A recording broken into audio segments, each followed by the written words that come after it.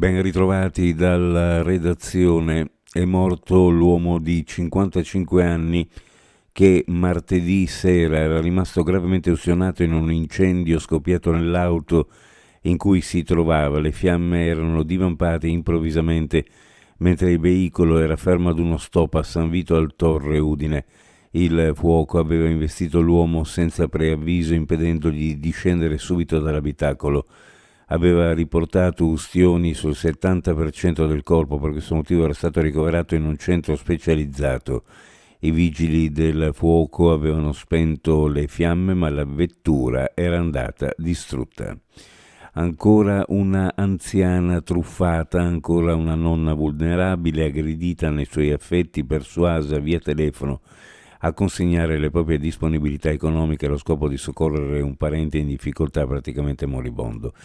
È accaduto un paio di giorni fa a San Pier di Sonzo, dove una donna di 82 anni raggirata da ignoti malviventi ha perso 7.000 euro in contanti che custodiva nella propria abitazione diversi monili in oro, il cui valore complessivo è ancora oggetto di quantificazione. Sul caso è stata sporta una denuncia ai carabinieri del paese, che hanno avviato l'attività investigativa. Le indagini sono in corso per risalire all'identità dei truffatori. I finanzieri del comando provinciale di Pordenone hanno effettuato una serie di controlli a diverse imprese, scoprendo in totale 10 lavoratori in nero, contestando sanzioni fino ad un massimo di 152.000 euro e proponendo la sospensione di 2 attività.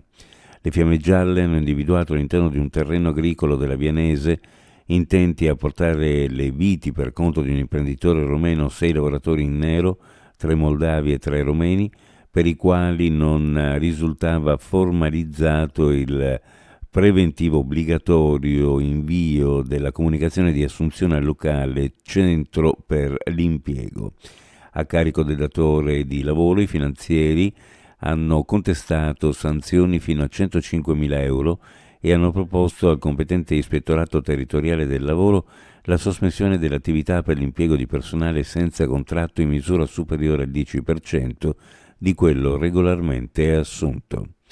La UIL FLP trionfa alle elezioni per le rappresentanze sindacali unitarie RSU in Asugi con 1.213 voti e 21 seggi, netto stacco rispetto alla FIALS, secondo sindacato nell'area, Giuliano Isontina, che ottiene 825 voti e 15 seggi. Isolando il dato nella sola Trieste, tuttavia, la FIALS è al primo posto con 774 voti contro i 444 della UIL FLP. Uno sguardo alle previsioni meteorologiche per quanto riguarda la giornata odierna.